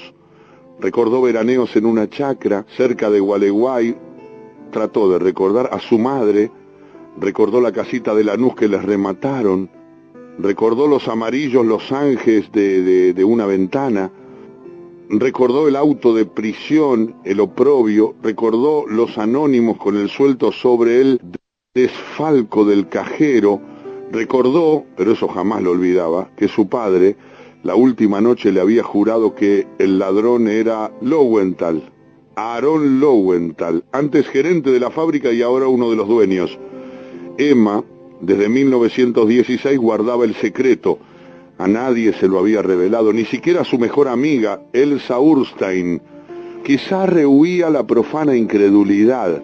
Quizá creía que el secreto era un vínculo entre ella y el ausente. Lowenthal no sabía que ella sabía. Emma Sunz derivaba de ese hecho ínfimo un sentimiento de poder. No durmió aquella noche y cuando la primera luz definió el rectángulo de la ventana, ya estaba perfecto su plan. Procuró que ese día que le pareció interminable fuera como los otros. Había en la fábrica rumores de huelga. Emma se declaró como siempre contra toda violencia. A las 6, concluido el trabajo, fue con Elsa a un club de mujeres que tiene gimnasio y pileta. Se inscribieron, tuvo que repetir y deletrear su nombre y su apellido, tuvo que festejar las bromas vulgares que comentan la revisación. Con Elsa y con la menor de los Kronfus, discutió a qué cinematógrafo irían el domingo a la tarde. Luego se habló de novios y nadie esperó que Emma hablara. En abril cumpliría 19 años, pero los hombres le inspiraban aún un temor casi patológico. De vuelta, preparó una sopa de tapioca y unas legumbres, comió temprano, se acostó y se obligó a dormir. Así, laborioso y trivial, pasó el viernes 15, la víspera. El sábado, la impaciencia la despertó. La impaciencia, no la inquietud, y el singular alivio de estar en aquel día por fin. Ya no tenía que tramar y que imaginar. Dentro de algunas horas alcanzaría la simplicidad de los hechos. Leyó en la prensa que el Nordharman de Malmö, el barco, zarparía esa noche del dique 3. Llamó por teléfono a Lowenthal, insinuó que deseaba comunicar, sin que lo supieran las otras, algo sobre la huelga y prometió pasar por el escritorio al oscurecer. Le temblaba la voz. El temblor convenía a una delatora. Ningún otro hecho memorable ocurrió esa mañana. Emma trabajó hasta las 12 y fijó con Elsa y con Perla Kronfus los pormenores del paseo del domingo. Se acostó después de almorzar y recapituló, cerrados los ojos, ese plan que había tramado. Pensó que la etapa final sería menos horrible que la primera, que le depararía sin duda el sabor de la victoria y de la justicia. De pronto, alarmada, se levantó y corrió al cajón de la cómoda. Lo abrió. Debajo del retrato de Milton Sills, donde la había dejado anteanoche, estaba la carta de Fine. Nadie podía haberla visto. La empezó a leer y la rompió. Referir con alguna realidad los hechos de esa tarde sería difícil, quizá improcedente. Un atributo de lo infernal es la irrealidad. Un atributo que parece mitigar sus terrores y que los agrava, tal vez. ¿Cómo hacer verosímil una acción en la que casi no creyó quien la ejecutaba? ¿Cómo recuperar ese breve caos que hoy la memoria de Emma Sunz repudia y confunde? Emma vivía por Almagro, en la calle Liniers. Nos consta que esa tarde fue al puerto. ¿Acaso en el infame paseo de Julio se vio multiplicada en espejos, publicada por luces y desnudada por los ojos hambrientos? Pero más razonable es conjeturar que al principio erró, inadvertida por la indiferente Recoba. Entró en 2 o 3 bares, vio la rutina o los manejos de otras mujeres, dio al fin con nombres del barco, del Nordharn. De uno muy joven temió que le inspirara alguna ternura y optó por otro, quizá más bajo que ella y grosero, para que la pureza del horror no fuera mitigada. El hombre la condujo a una puerta y después a un turbio zaguán y después a una escalera tortuosa y después a un vestíbulo en el que había una vidriera con losanges idénticos a los de la casa en Lanús. y después a un pasillo, y después a una puerta que se cerró. Los hechos graves están fuera del tiempo, ya porque en ellos el pasado inmediato queda como tronchado del porvenir, ya porque no parecen consecutivas las partes que los forman. En aquel tiempo, fuera del tiempo, en aquel desorden perplejo de sensaciones inconexas y atroces, pensó Emma Suns una sola vez en el muerto que motivaba el sacrificio. Yo tengo para mí que pensó una vez y que en ese momento peligró su desesperado propósito. Pensó, no pudo no pensar que su padre le había hecho a su madre la cosa horrible que a ella ahora le hacían. Lo pensó con débil asombro y se refugió enseguida en el vértigo. El hombre sueco o finlandés no hablaba español. Fue una herramienta para Emma como ésta lo fue para él, pero ella sirvió para el goce y él para la justicia. Cuando se quedó sola, Emma no abrió enseguida los ojos. En la mesa de luz estaba el dinero que había dejado el hombre. Emma se incorporó y lo rompió como antes había roto la carta. Romper dinero es una impiedad, como tirar el pan. Emma se arrepintió apenas lo hizo. Un acto de soberbia, y en aquel día el temor se perdió en la tristeza de su cuerpo, en el asco. El asco y la tristeza la encadenaban, pero Emma lentamente se levantó y procedió a vestirse. En el cuarto no quedaban colores vivos. El último crepúsculo se agravaba. Emma pudo salir sin que la advirtieran. En la esquina subió a un lacroce que iba al oeste. Eligió, conforme a su plan, el asiento más delantero para que no le vieran la cara. Quizá le confortó verificar en el insípido trajín de las calles que lo acaecido no había contaminado las cosas. Viajó por barrios decrecientes y opacos, viéndolos y olvidándolos en el acto, y se apeó en una de las bocacalles de Warnes. Paradójicamente su fatiga venía a ser una fuerza, pues la obligaba a concentrarse en los pormenores de la aventura y le ocultaba el fondo y el fin. Aaron Lowenthal era para todos un hombre serio, para sus pocos íntimos un avaro. Vivía en los altos de la fábrica, solo, establecido en el desmantelado arrabal. Le tenía mucho miedo a los ladrones. En el patio de la fábrica había un gran perro, y en el cajón de su escritorio nadie lo ignoraba un revólver. Había llorado con decoro el año anterior la inesperada muerte de su mujer, pero el dinero era su verdadera pasión. Con íntimo bochorno se sabía menos apto para ganarlo que para conservarlo. Era muy religioso. Creía tener con el Señor un pacto secreto que lo eximía de obrar bien a trueque de oraciones y devociones. Calvo, corpulento, enlutado, de quevedos ahumados y barba rubia, esperaba de pie junto a la ventana el informe confidencial de la obrera Emma Suns. La vio empujar la verja que él había entornado a propósito y cruzar el patio sombrío. La vio hacer un pequeño rodeo cuando el perro atado ladró. Los labios de Emma se atareaban como los de quien reza en voz baja.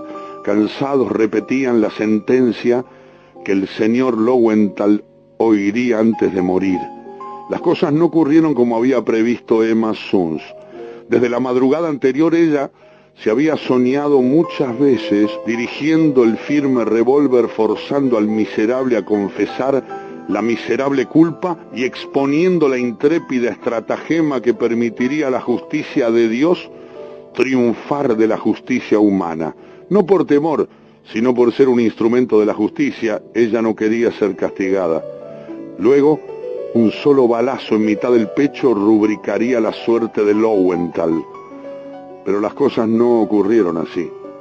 Ante Aaron Lowenthal, más que la urgencia de vengar a su padre, Emma sintió la de castigar el ultraje padecido por ello. No podía no matarlo después de esa minuciosa deshonra. Tampoco tenía tiempo para perder en teatralerías. Sentada tímida, pidió excusas a Lowenthal, invocó las obligaciones de la lealtad, pronunció algunos nombres, dio a entender otros y se cortó como si la venciera el temor. Logró que Lowenthal saliera a buscar una copa de agua. Cuando este incrédulo de tales aspavientos, pero indulgente, volvió del comedor, Emma ya había sacado del cajón el pesado revólver. Apretó el gatillo 2 veces. El considerable cuerpo se desplomó como si los estampidos y el humo lo hubieran roto. El vaso de agua se rompió. La cara la miró con asombro y cólera. La boca de la cara la injurió en español y en yiddish. Las malas palabras no cejaban. Emma tuvo que hacer fuego otra vez. En el patio, el perro encadenado rompió a ladrar. Y una efusión de brusca sangre manó de los labios obscenos y manchó la barba y la ropa. Emma inició la acusación que tenía preparada.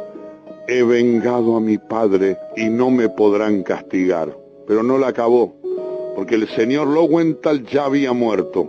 No supo nunca ni alcanzó a comprender. Los ladridos tirantes le recordaron que no podía aún descansar. Desordenó el diván, desabrochó el saco del cadáver, le quitó los quevedos salpicados y los dejó sobre el fichero. Luego tomó el teléfono y repitió lo que tantas veces repetiría con esas y con otras palabras. Ha ocurrido una cosa que es increíble.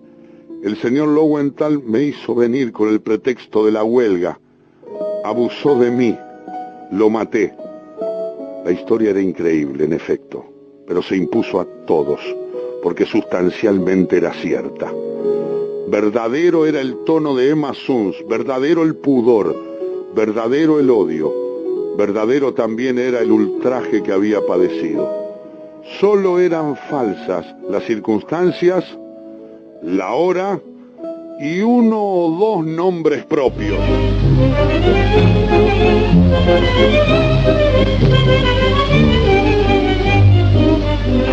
Hola, Carlos, ¿qué tal? Como siempre, hermano, dispuesto a defender nuestro idioma, nuestras costumbres y nuestras canciones, con la ayuda del fil sonoro argentino. Yo, por mi parte, te acompañaré con mi orquesta y haré lo imposible para que nuestras canciones sigan triunfando en el mundo entero. Muy bien, viejo. ¿Largamos esta carrera? Larguemos. Que suene la campana. Listo el pollo nomás.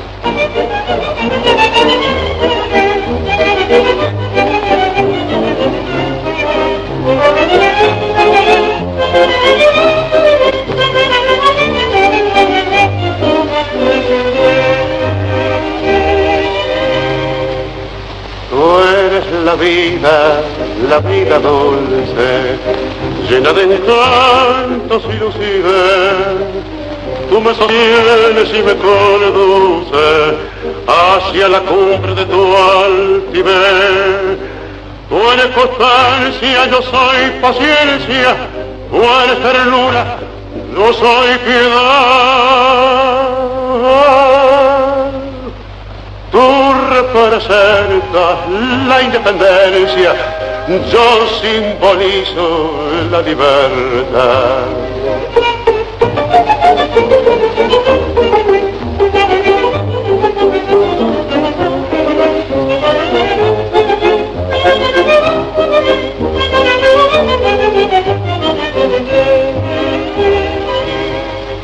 Tú bien lo sabes que estoy enfermo y en mi semblante claro se ve que ya de noche casi no duermo nada mejor que yo sueño como te aprecio, de que a mi lado te detener.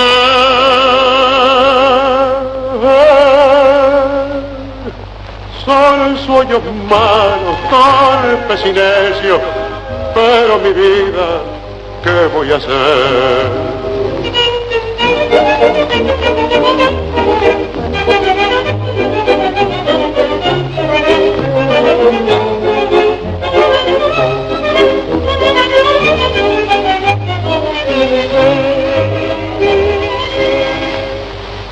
Yo sufro mucho, me duele el alma y estar penosa mi situación, que muchas veces por buscar calma llevo mis dedos al diapasón. De tu desprecio nunca hagas gana, porque si lo hace, pobre de mí.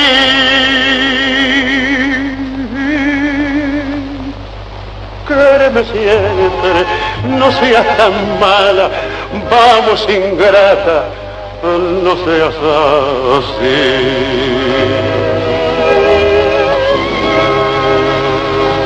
Frútame los ojos,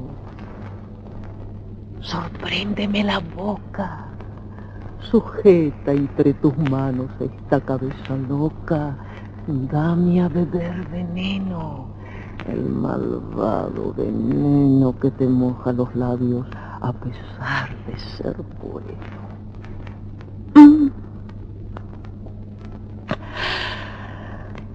Pero no me preguntes de por qué lloré tanto en la noche pasada. Las mujeres lloramos sin saber. Porque sí, es eso de los llantos, pasaje baladí. Oh, bien se ve que tenemos adentro un mar oculto, un mar un poco inquieto, ligeramente estulto, que se asoma a los ojos con bastante frecuencia y hasta lo manejamos con rarísima ciencia. No preguntes, amado, lo debes sospechar. La noche pasada no estaba quieto el mar, nada más. Tempestades que las trae y las lleva un viento que nos marca cada vez costa nueva. Sí, vanas mariposas sobre jardín de enero. Nuestro interior es todo sin equilibrio y güero, luz de cristalería, fruto de carnaval, decorado con escamas de serpientes del mal. Así somos, ¿no es cierto? Ya lo dijo el poeta, movilidad absurda de inconsciente coqueta. Gustamos y bebemos la miel de cada copa y en el cerebro habemos un poquito de estopa. ¿Bien? No preguntes. Torpeza de mujer. Capricho, amado mío. Capricho debe ser. Oh, déjame que ría.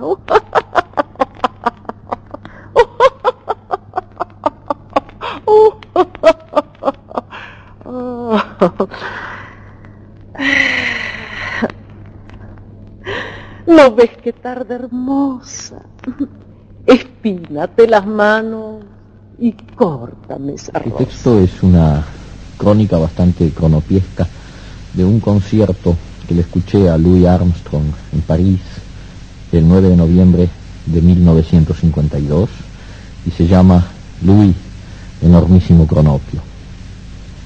Parece que el pajarito mandón, más conocido por Dios, sopló en el flanco del primer hombre para animarlo y darle espíritu. Si en vez del pajarito hubiera estado allí Louis para soplar, el hombre habría salido mucho mejor. La cronología, la historia y demás concatenaciones son una inmensa desgracia. Un mundo que hubiera empezado por Picasso en vez de acabar por él, sería un mundo exclusivamente para cronopios, y en todas las esquinas los cronopios bailarían tregua y bailarían catala, y subido al farol del alumbrado, Louis soplaría durante horas, haciendo caer del cielo grandísimos pedazos de estrellas de almíbar y frambuesa para que comieran los niños y los perros. Son cosas que uno piensa cuando está embutido en una platea del teatro de Champs-Élysées, y Louis va a salir de un momento a otro, pues esta tarde se descolgó en París como un ángel, es decir, que vino en Air France, y uno se imagina el inmenso lío en la cabina del avión, con numerosos famas provistos de carteras llenas de documentos y presupuestos, y Louis entre ellos muerto de risa, mostrando con el dedo los paisajes que los famas prefieren no mirar porque les viene el vómito, pobre. Y Louis comiendo un hot dog que la chica del avión le ha traído para darle gusto, y porque si no se lo trae, Louis la va a correr por todo el aeroplano hasta conseguir que la chica le fabrique un hot dog. A todo esto llegan a París, y abajo están los periodistas, por eso ahora tengo la foto de François, y Louis está ahí, rodeado de caras blancas, y sin ningún prejuicio, realmente yo creo que en esa foto su cara es la única cara humana entre tantas caras de reporteros. Ahora, vea usted cómo son las cosas en este teatro. En este teatro, donde una vez el grandísimo Kronopio Nijinsky descubrió que en el aire hay columpios secretos y escaleras que llevan a la alegría. Dentro de un minuto va a salir Louis y va a empezar el fin del mundo. Por supuesto, Louis no tiene la más pequeña idea de que en el lugar donde planta sus zapatones amarillos se posaron una vez los escarpines de Nijinsky. Pero precisamente lo bueno de los cronopios está en que nunca se preocupan de lo que pasó alguna vez o si ese señor en el palco es el príncipe de Gales. A Nijinsky tampoco le hubiera importado nada saber que Louis tocaría la trompeta en su teatro. Esas cosas quedan para los famas y también para las esperanzas, que se ocupan de recoger las crónicas, establecer las fechas y encuadernarlo todo con tafilete y lomo de tela. Esta noche el teatro está copiosamente invadido por cronopios que, no contentos con desbordarse por la sala y trepar hasta las lámparas, invaden el escenario y se tiran por el suelo, se apelotonan en todos los espacios disponibles o no disponibles, con inmensa indignación de los acomodadores que ayer nomás, en el concierto de flauta y arpa, tenían un público tan bien educado que era un placer, aparte de que estos cronopios no dan mucha propina y siempre que pueden se ubican por su cuenta y no le hacen caso al acomodador. Como los acomodadores son en general esperanzas, se deprimen sensiblemente ante esta conducta de los cronopios y con suspiros profundos encienden y apagan sus linternas, que en las esperanzas es una señal de gran melancolía. Otra cosa que hacen inmediatamente los cronopios es ponerse a silbar y a gritar en forma sobresaliente, reclamando a Louis, que muerto de risa los hace esperar un rato, nada más que para divertirse. De modo que la sala del teatro de Champs-Élysées se balancea como un hongo, mientras los cronopios entusiasmados llaman a Louis y multitud de aeroplanos de papel vuelan por todos lados y se meten en los ojos y los cuellos de famas y esperanzas que se retuercen indignados, y también de cronopios que se levantan enfurecidos, agarran el aeroplano y lo devuelven con terrible fuerza, gracias a lo cual las cosas van de mal en peor en el teatro de Champs-Élysées. Ahora sale un señor que va a decir unas palabras en el micrófono, pero como el público está esperando a Louis y este señor viene a ponerse en el camino, los cronopios están furiosísimos y lo increpan de manera vehemente, tapando por completo el discurso del señor, a quien se ve solamente abrir y cerrar la boca, con lo cual se parece de manera extraordinaria a un pescado en una pecera. Como Louis es un enormísimo cronopio, le da lástima el discurso perdido, y de golpe aparece por una puertecita lateral, y lo primero que se ve de él es su gran pañuelo blanco, un pañuelo que flota en el aire, y detrás un chorro de oro también flotando en el aire, y es la trompeta de Louis. Y detrás, saliendo de la oscuridad de la puerta, la otra oscuridad llena de luz de Louis, que avanza por el escenario, y se acabó el mundo, y lo que viene ahora es total y definitivamente la caída de la estantería y el final del carillú. Detrás de Louis vienen los chicos de la orquesta, y ahí está Tramillang, que toca el trombón como si sostuviera en los brazos una mujer desnuda y de miel, y Arbel Shaw, que toca el contrabajo como si sostuviera en los brazos una mujer desnuda y de sombra, y Cozy Cole, que se cierne sobre la batería como el marqués de Sade sobre los traseros de 8 mujeres desnudas y fustigadas. Y luego vienen otros 2 músicos, de cuyos nombres no quiero acordarme, y que están ahí, yo creo que por un error del empresario, o porque Louis los encontró debajo del Pont Neuf y les dio cara de hambre, y además uno de ellos se llama Napoleón, y eso es un argumento irresistible para un cronopio tan enormísimo como Louis. Para esto ya se ha desencadenado el apocalipsis, porque Louis no hace más que levantar su espada de oro, y la primera frase de When it's sleepy time down south cae sobre la gente como una caricia de leopardo. De la trompeta de Louis la música sale como las cintas habladas de las bocas de los santos primitivos. En el aire se dibuja su caliente escritura amarilla, y detrás de esa primera señal se desencadena Muscat Rumble, y nosotros en las plateas nos agarramos todo lo que tenemos agarrable, y además lo de los vecinos, con lo cual la sala parece una vasta sociedad de pulpos enloquecidos, y en el medio está Louis con los ojos en blanco detrás de su trompeta, con su pañuelo flotando en una continua despedida de algo que no se sabe lo que es, como si Louis necesitara decirle todo el tiempo adiós a esa música que crea y que se deshace en el instante, como si supiera el precio terrible de esa maravillosa libertad que es la suya. Por supuesto que a cada coro, cuando Louis riza el rizo de su última frase y la cinta de oro se corta como con una tijera fulgurante, los cronopios del escenario saltan varios metros en todas direcciones, mientras los cronopios de la sala se agitan entusiasmados en sus plateas, y los famas, llegados al concierto por error, o porque había que ir, o porque cuesta caro, se miran entre ellos con un aire estudiadamente amable, pero naturalmente no han entendido nada, les duele la cabeza de manera horrorosa, y en general quisieran estar en sus casas escuchando la buena música recomendada y explicada por los buenos locutores, o en cualquier parte a varios kilómetros del teatro de Champs-Élysées. La cosa digna de tenerse en cuenta es que además de la inmensa montaña de aplausos que caen sobre Louis apenas ha terminado su coro, el mismo Louis se apresura a mostrarse visiblemente encantado de sí mismo. Se ríe con su grandísima dentadura, agita el pañuelo y va y viene por el escenario, cambiando frases de contento con sus músicos y en un todo satisfecho de lo que está pasando. Luego aprovecha que Tramillang ha enarbolado su trombón y está produciendo una fenomenal descarga de sonido concentrado en masas ametrallantes y resbalantes para secarse cuidadosamente la cara con su pañuelo y junto con la cara el pescuezo y yo creo que hasta el interior de los ojos, a juzgar por la forma en que se los restriega. A esta altura de las cosas vamos descubriendo los adminículos que se trae Louis para estar como en su casa en el escenario y divertirse a gusto. Por lo pronto, aprovecha la plataforma donde Cozy Cole, semejante a Zeus, profiere rayos y centellas en cantidades sobrenaturales para guardar una pila formada por una docena de pañuelos blancos que va tomando uno a uno a medida que el anterior se convierte en sopa.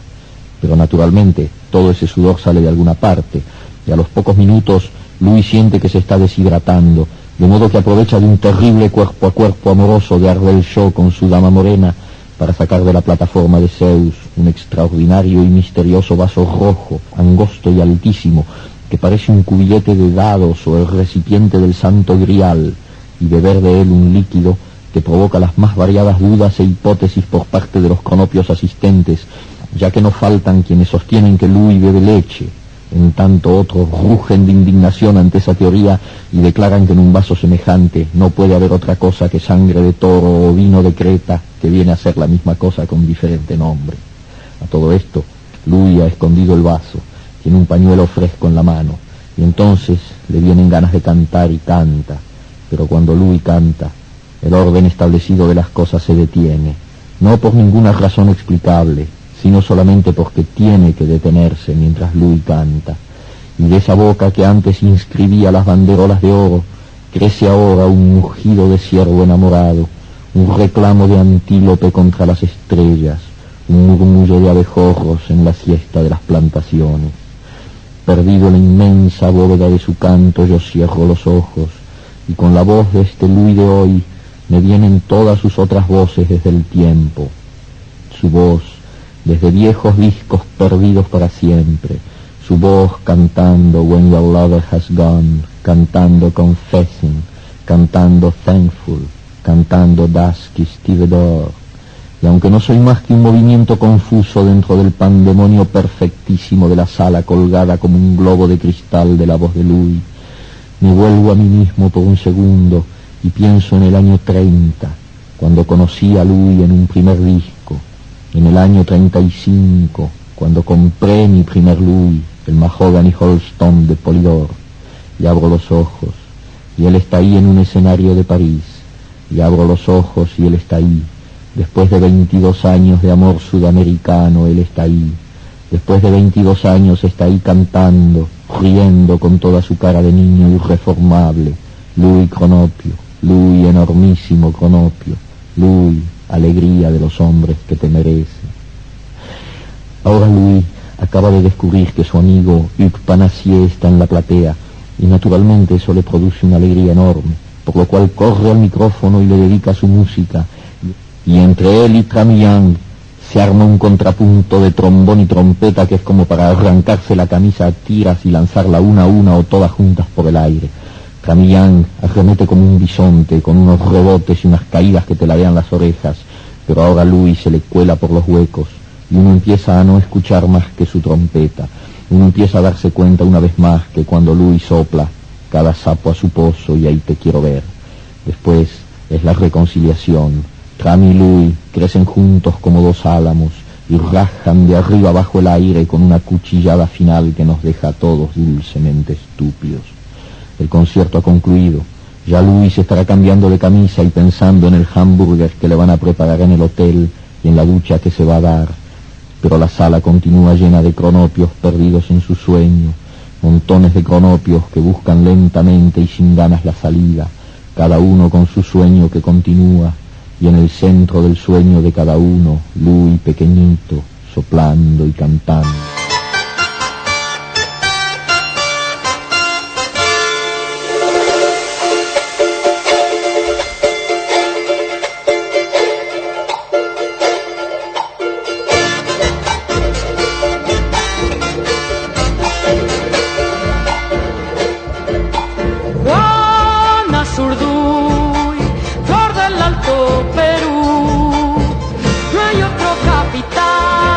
Valiente que tú, oigo tu voz más allá de Jujuy, y tu galope audaz, doña Juana Zurduy, me enamora la patria en agraz, desvelada recorro su voz, el español no pasará, con mujeres tendrá pelear.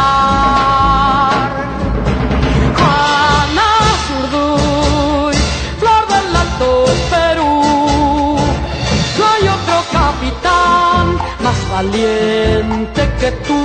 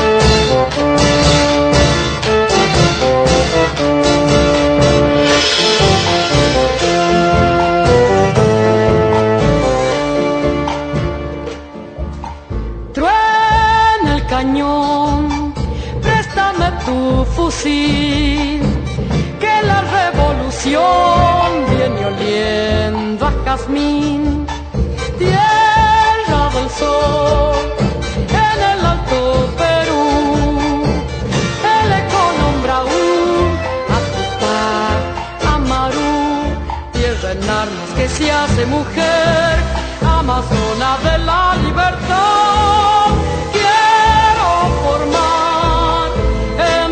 escuadrón y al clarín tu voz atacar. Suena el cañón, préstame tu fusil, que la revolución viene oliendo a jazmín.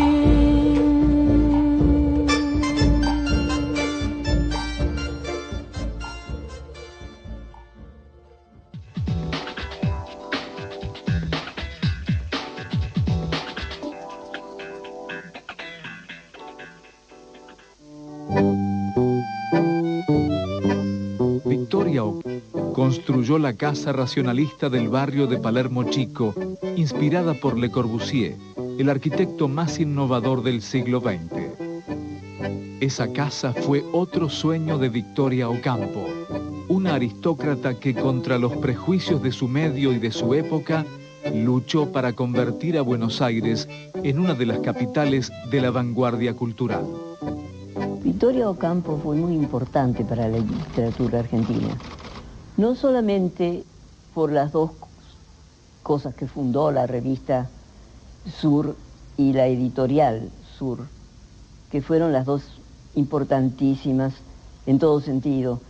En la revista, porque fue la difusión de todo lo que podía ser superior en materia literaria, tanto en Europa y en Estados Unidos, como en América Latina también. Esa revista es Victoria, con sus grandezas y sus pequeñeces, con sus contradicciones y sus coherencias, con sus frustraciones y sus logros. Victoria Ocampo había nacido en el seno de una antigua familia argentina, pero tuvo una educación cosmopolita. Era una mujer de imponente físico cuyas costumbres escandalizaban. Tras 8 años de matrimonio infeliz, se había separado y vivía sola. Manejaba un coche convertible por la ciudad, algo insólito por entonces. También lo era su dedicación a la cultura. Victoria, más que una mujer de literatura, fue una mujer de cultura. Ella lo escribe y lo pone negro sobre blanco. La literatura no es más que una vía para armar la cultura de una persona y de un pueblo. El tema cultural surge en Victoria como alternativa cuando ella tiene su gran crisis espiritual, cuando en su vida la espiritualidad estaba unido a lo religioso. De pronto ella entra en crisis y se da cuenta que eso es, para ella es una gran mentira y necesita encontrar el camino de la verdad. Entonces ahí es donde encuentra la alternativa de la cultura. Bueno, Victoria primero le gustaba recitar y quiso ser actriz. La familia no quiso, como era natural en esa época, porque se consideraba que el ambiente de teatro era muy bohemio. Ella quería recitar, pero se conformó con escribir. El protagonismo social de Victoria Ocampo, así como su avasallante personalidad, la destacaron entre las demás escritoras. En 1924, Victoria había publicado su primer libro, De Francesca a Beatrice, un ensayo sobre las mujeres en la Divina Comedia de Dante Alighieri. Ya era interlocutora de escritores y artistas. Su ávida curiosidad intelectual se volcaba en viajes, lecturas y un frenético activismo cultural. Para ella había un grupo de gente del cual había que ocuparse especialmente, que eran los creadores. A ella no le importaba si el creador era un actor, era un escritor, era un arquitecto, era un músico, era un escenógrafo, era un pintor. Para ella eso no era demasiado importante. Lo que le importaba era la gente que vivía con capacidad creadora. Sus 3 grandes pasiones, podríamos decir, era, en primer lugar, la literatura, que es bien conocido. En segundo lugar, la música. Ella era una apasionada de la música y llegó a formar parte del directorio del Teatro Colón a principios de los años 30. Y en tercer lugar, la arquitectura. Y en el caso de la arquitectura, lo que le interesó siempre fue la arquitectura, sobre todo de las casas, las arquitecturas vivibles, no la arquitectura monumental. La nueva arquitectura que había conocido durante sus viajes era uno de sus muchos intereses. Conocía las experiencias de la Bauhaus, escuela alemana de artes y oficios fundada en 1919. Pero, sobre todo, era una ferviente admiradora de Le Corbusier. Este era el seudónimo de Charles-Édouard Jeanneret-Gris, un arquitecto y urbanista nacido en 1887. Aunque nunca obtuvo su título profesional, Le Corbusier revolucionó la arquitectura del siglo XX. Nacido en Suiza, había adoptado la nacionalidad francesa. Desde sus primeros trabajos combatió la arquitectura tradicional que a fines del siglo XIX era dominada por el adorno y el lujo ornamental. Para Victoria, el tema de la arquitectura es interesante en función de una mejor calidad de vida. Y junto con toda esta movida cultural de Victoria, a la que están muy ligadas todas las doctrinas orientales, especialmente toma a Gandhi como ejemplo, entra a jugar todo el aspecto minimalista de la arquitectura. Y en ese sentido siempre estuvo ligada a la innovación, porque el movimiento moderno bregaba por una buena arquitectura una arquitectura de calidad para el vivir diario, la máquina de habitar, de vivir, que decía Le Corbusier. Entonces las relaciones de Victorio Ocampo con la arquitectura, sobre todo, están ligadas a la arquitectura doméstica de las casas y la arquitectura de la innovación. Es ella misma la primera diseñadora de arquitectura moderna en la Argentina. En el verano de 1927, Victoria Ocampo dio el primer paso para concretar su sueño de tener una casa inspirada en la arquitectura de Le Corbusier. Compró un terreno en Mar del Plata y le encargó a un constructor de galpones una casa en forma de cubo, situada en lo alto de una loma. La casa hizo escándalo por dos motivos. Era una casa, desde el punto de vista formal, muy simple, lisa, sin ninguna ornamentación, cúbica, blanca, con unos agujeritos como ventanas y puertas, con alguna terraza que daba al mar, con vista al mar, y donde solo tenía libros, un piano y algunos poquísimos muebles, y que era muy contrastante con todo el recargamiento que tenían las casas de Mar del Plata, chalet de estilo normando, vasco, donde iban las familias todas juntas. Victoria, además de ser muy contestataria, porque no había ninguna decoración, era todo muy simple, muy austero, no fue allá con toda su familia, tías, hijos, sobrinos, nietos, sino que fue con su amante y se instaló en esa casa escandalosa, haciendo más escándalo porque se instaló con su amante a pasar el verano. Claro, tenía todo para que la detestaran. Tenía belleza, tenía inteligencia, tenía dinero, tenía conocimiento, cultura, posibilidad de leer en otros idiomas,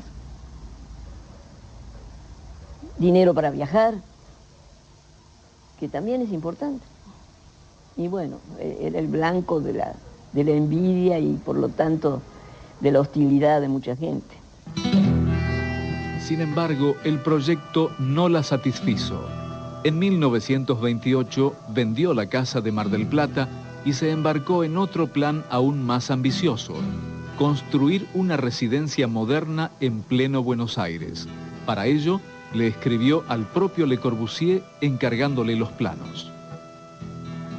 En Buenos Aires, Victoria Ocampo adquirió un lote en la calle Rufino de Elizalde, en el corazón del barrio de Palermo Chico. En esa elegante zona de la ciudad, muchas familias ricas estaban levantando imponentes mansiones. Años después, en 1936, se erigió allí una réplica de la casa de Granbourg donde había muerto el general José de San Martín. Victoria, al mismo tiempo que mantenía correspondencia con Le Corbusier, le encargó la construcción a un arquitecto de 39 años llamado Alejandro Bustillo, quien iba a ocupar un lugar relevante en la arquitectura argentina. Alejandro Bustillo, el autor o coautor de esta casa de Palermo Chico, es una personalidad importante en el desarrollo de la arquitectura argentina. Es quien sostiene la bandera del academicismo de la arquitectura tradicional en plena guerra, podríamos decir, o en plena batalla de los arquitectos modernos y los arquitectos innovadores por imponer esta arquitectura que se olvida de la historia, de todos los estilos históricos, que es una arquitectura que se decía maquinista porque está inspirada en el espíritu de la máquina, en la simplicidad, en la practicidad.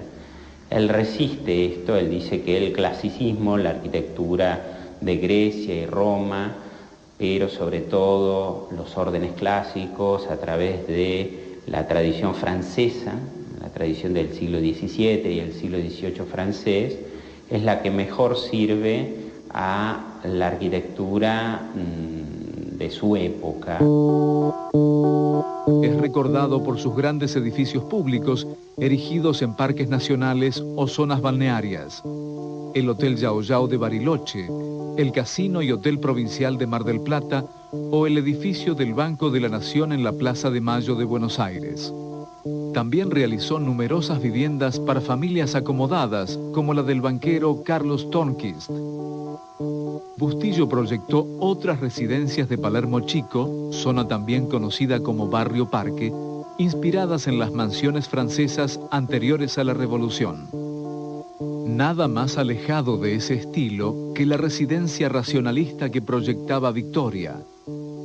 Y ella trabaja con Bustillo para hacer un diseño completamente moderno, similar al del Mar del Plata, una arquitectura lisa, racionalista, adentro ninguna moldura, afuera tampoco, solamente la arquitectura de las paredes, techos y pisos, con mucha luz, ventanales que dieran a toda la arboleda de Palermo Chico. Y bueno, se dice que Bustillo trabajó un poco a regañadientes, porque lo de él era arquitectura francesa.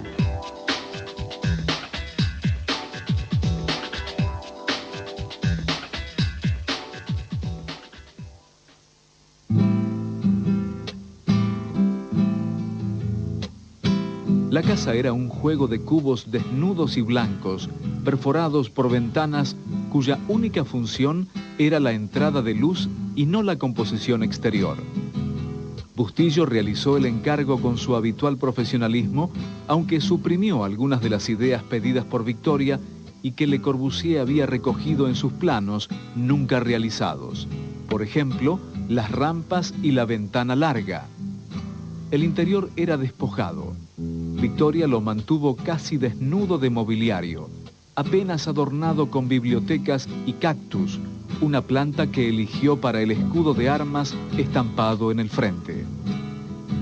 Para Victoria, la revelación de la verdad está en lo mínimo, práctico y bello.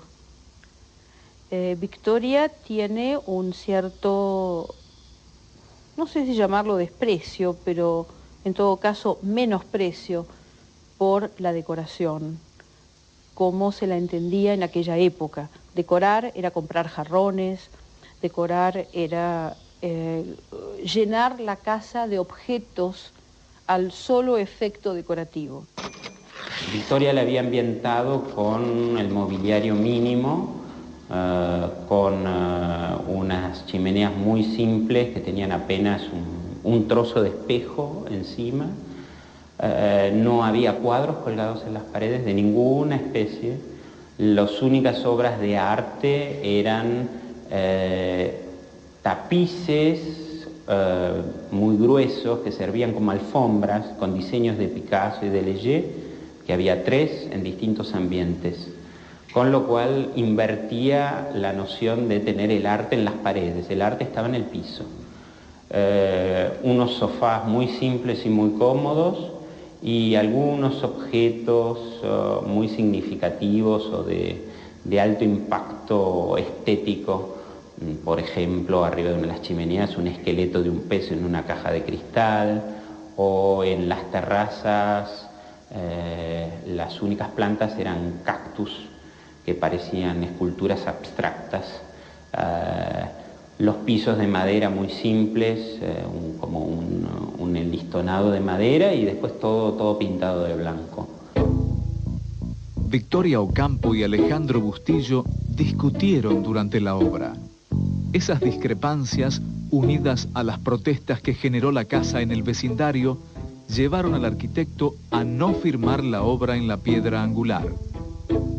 Hubo bastante polémica porque cuando se presenta el plano definitivo que había hecho Bustillo en conjunción con Victoria a la Comisión de Planeamiento de la ciudad,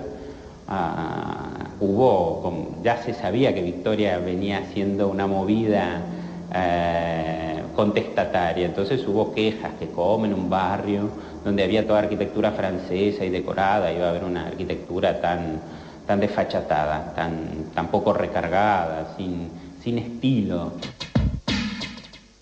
Los asesores de la Intendencia Municipal de Buenos Aires elaboraron un informe negativo y pidieron que el proyecto no fuese autorizado porque vulneraba la belleza urbana. El prestigio profesional y social de la propietaria y del arquitecto forzaron, sin embargo, la aprobación de la obra. La casa fue terminada en abril de 1929. Los vecinos, escandalizados, pidieron a la intendencia su demolición. A fines de ese año, Victoria Ocampo fue una de las gestoras de la gira de conferencias que Le Corbusier realizó en Buenos Aires, a donde llegó en el mismo barco que un joven escritor y piloto francés, Antoine de Saint-Exupéry. Ambos se alojaron en el Hotel Majestic de la Avenida de Mayo. Es una visita fundamental para Le Corbusier, pero también para los sudamericanos, porque uno de los líderes de la arquitectura moderna europea llega a Sudamérica por primera vez y en medio del fragor de la batalla esta por imponer la arquitectura moderna en el mundo occidental.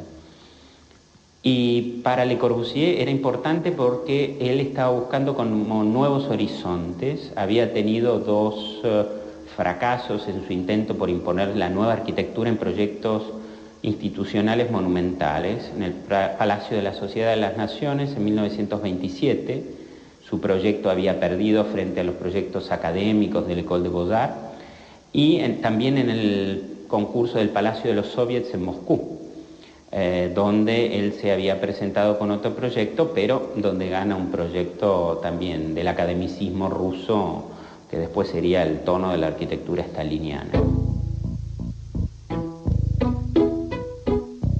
Victoria llevó a Le Corbusier a ver la casa de Rufino de Elizalde. Según Le Corbusier, la residencia reflejaba el espíritu de Picasso y Leger. Victoria trató de conseguirle algún encargo municipal o privado. A pesar de que Le Corbusier contaba con discípulos en la Argentina, nada pudo concretarse. Entonces estaba muy amargado, muy conflictuado por esos fracasos, tanto a nivel de la Sociedad de las Naciones como en el mundo comunista. Veía Sudamérica y a países que se sabía que estaban en pleno todavía proceso de progreso y apertura, Brasil, Argentina, un lugar fértil para sus nuevas ideas. Y encontró en Victoria y otros de sus amigos y conocidos que lo invitaron, gente que estaban en absoluta sintonía con sus ideas sobre la nueva arquitectura, el nuevo habitar, la innovación. Es por eso que se queda impresionado con la casa que Victoria y Bustillo habían construido, ¿no? Le Corbusier nunca volvió a Buenos Aires. En 1948 sus seguidores le encargaron un plan regulador para la ciudad. Basándose en sus recuerdos del viaje de 1929, incluyó en el proyecto la idea de una ciudad de los negocios que se levantaría en una isla en el Río de la Plata.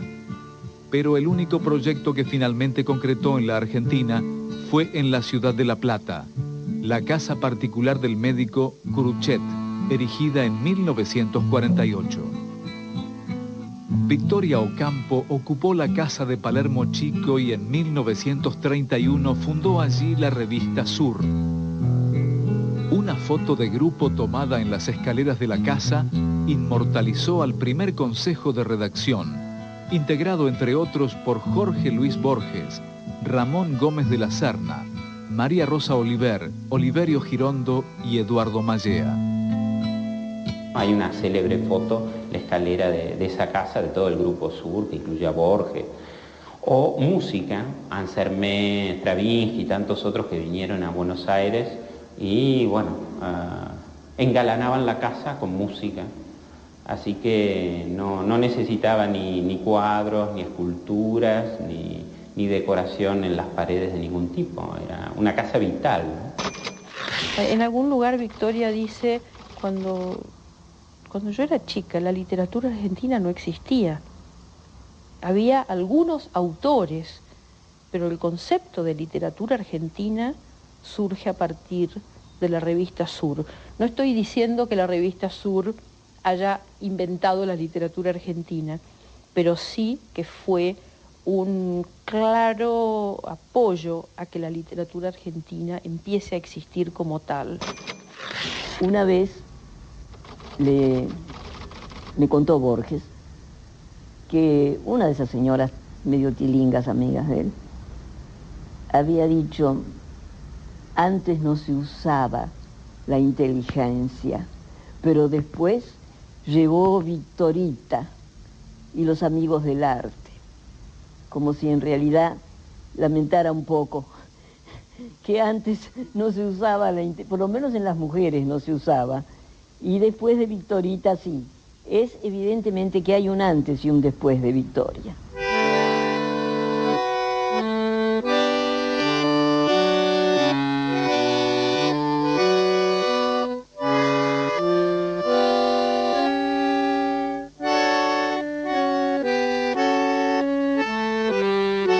La casa de la calle Rufino de Elizalde fue el sueño arquitectónico de Victoria Ocampo y quedó unida para siempre a Sur, la gran aventura.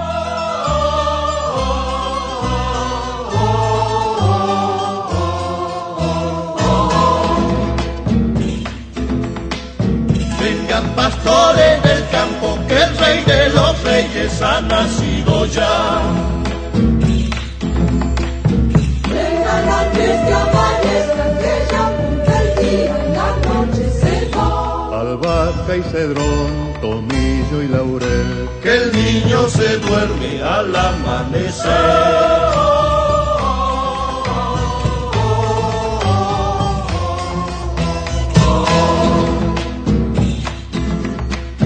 Lleguen de Pinchas y Chuqui, Yaminga y San Pedro de Arauco y Pomar.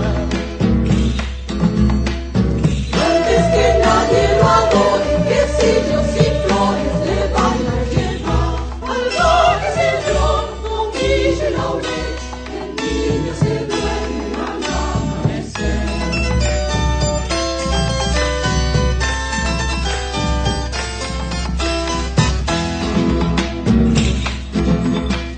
Pídanle a Julio Romero caballos de paso y su mula de andar. Una casi con guitarras iremos cantando por el oído. Albahaca y cedrón, tomillo y laurel, el niño se duerme y al amanecer.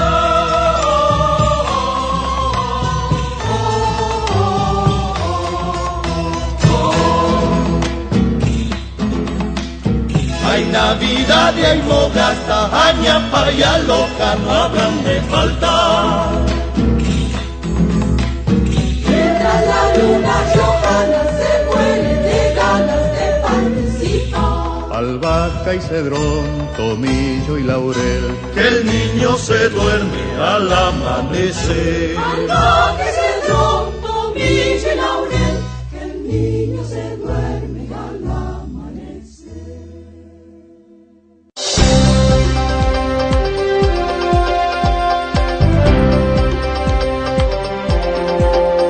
Y hasta aquí llegó Costumbres Argentinas, un programa sobre costumbres y cultura argentina, con la conducción de Marcela Barrientos.